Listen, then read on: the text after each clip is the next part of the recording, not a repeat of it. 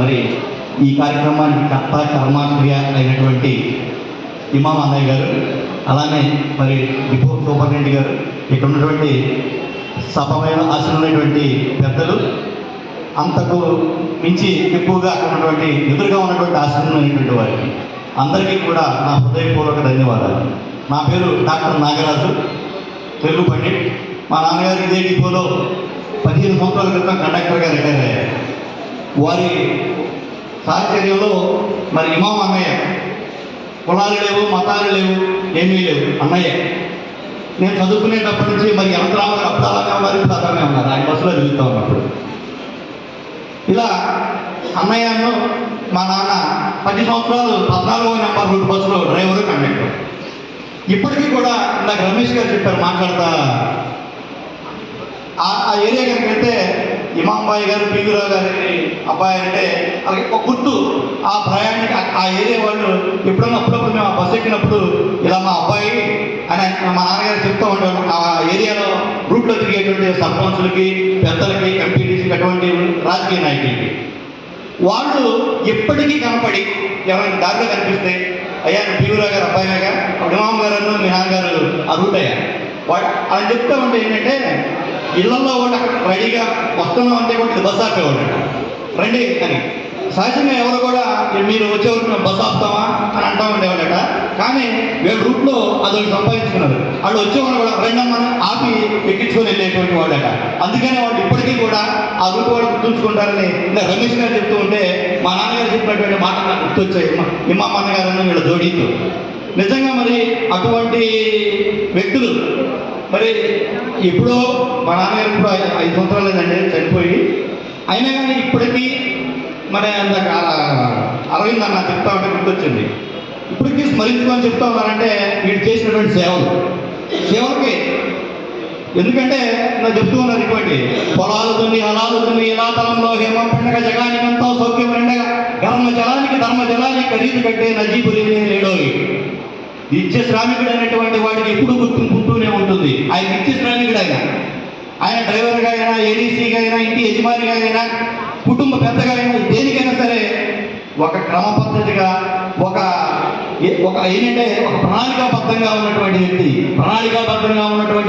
వ్యక్తికి గౌరవం అనేటువంటిది ఒక ఇవ్వాల్సినటువంటి అవసరం లేదు. మరి మీరు చూస్తూనే ఉన్నారు, ఇందాక చెప్తా ఉన్నారు ఆ బస్ దాకాని ఇంతమంది ఈ సాయంత్రం అయినా కానీ కదలకుండా కూర్చొని ఉన్నారంటే నిజంగా ఆయన మీద ఉన్నటువంటి ఇదే గౌరవము, ప్రేమ. మరి అటువంటి వ్యక్తి ఏంటంటే చాలామంది మీరు చూసే ఉంటారు, చిన్నపిల్లలను కూడా ఆయన ఏరా అని అంటాను, నేను చూడాలి ఏరా అంటాం. ఏంటమ్మా తమ్ముడు, ఏంటి బాబు అని అంటారు తప్ప రారా అనేటువంటి పదాలు, ఆడు కఠినమైనటువంటి పదాలు, అటువంటి పదాలు వారికి నోటించి నేను చూడాలి.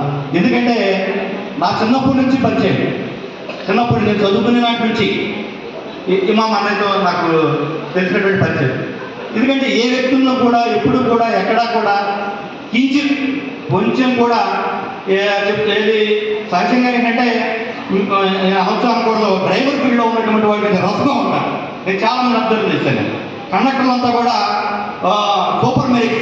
అప్పుడు కండక్టర్లు అంటే స్కూల్ ఫస్ట్ 450 వచ్చినటువంటి వాళ్ళే కండక్టర్లు, 350 వచ్చినటువంటి వాళ్ళు టీచర్లుగా అయ్యారు, 400 వచ్చినటువంటి వాళ్ళు 10 వచ్చినటువంటి కండక్టర్లుగా అయ్యారు. ఆ బ్యాచ్లు అంతా కూడా మేము చదువుకునేటువంటి రోజుల్లో సూపర్ మెరిట్ 360 అనంతరం మీకు తెలిసే ఉంటుంది. మీ బ్యాచ్లు అంతా కూడా అప్పుడు కండక్టర్గా వచ్చినటువంటి వాళ్ళంతా కూడా ఫస్ట్ క్లాస్ వస్తేనే కండక్టర్ ఉద్యోగం. మిగతా వాళ్ళు ఏంటంటే ఆ కండక్టర్ ఉద్యోగాలకు నాకు తెలిసి బాగా తెలిసినటువంటి వాళ్ళు సూపర్ మెరిట్స్ అనేటువంటి వాళ్ళు ఆ రోజుల్లో కండక్టర్గా వచ్చారు. మరి డ్రైవర్లుగా ఇలా ఏంటంటే కొంచెం మాట్లాడుతూ ఉంటారు. కానీ ఇమాం గారు చూద్దామన్నా ఎక్కడ కూడా మరి అటువంటి ఆ పదాలు అనేటువంటి ఆయన మరి తెలియవో రావో ఏంటో కానీ ఆయన ఏదైనా కానీ చాలా నిశ్శబ్దంగా నవ్వుతూ సమాధానం చెప్తూ ఉండేవారు. ఎందుకంటే ఆ రోజుల్లో ఎర్ర బస్సు, మరి ఇప్పుడు ఇక్కడ ఉన్నటువంటి వాళ్ళు ఎర్ర బస్సుతో ఉన్నటువంటి వాళ్ళు చాలా తక్కువ మంది ఉంటారేమో. ఆ రోజులు ఎర్ర బస్సులు మనకి బాగా ఎర్ర బస్సుతో ఆయన ఎర్ర బస్సుల దగ్గర నుంచి అంటే మనకి ఇప్పుడు 10,000 గంటల ఆర్డినరీ బస్సులు అంటే ఎర్ర బస్సులు, సిటీ బస్సులు అంటే పచ్చ బస్సులకి అంతే. ఆ రోజు నుంచి కూడా మరి ఉన్నటువంటి మరి ఈ బ్యాచ్ అంతా కూడా దాదాపు రిటైర్ అయ్యి ఉంటారేమో మొత్తం కూడా. 1988 మరి 1988లో కలిగిరి డిపోలో మరి అక్కడి నుంచి కొద్ది రోజులు చేయగానే ఇక్కడ మరి ఆర్టీసీ చక్రం ప్రజాప్రగతి చిహ్నం అనేటువంటి నానుడి ఆయన మనసులో పడింది. ఇందాకే చెప్పారు 10వ తరగతి వరకు మైలవరంలో చదివారండి.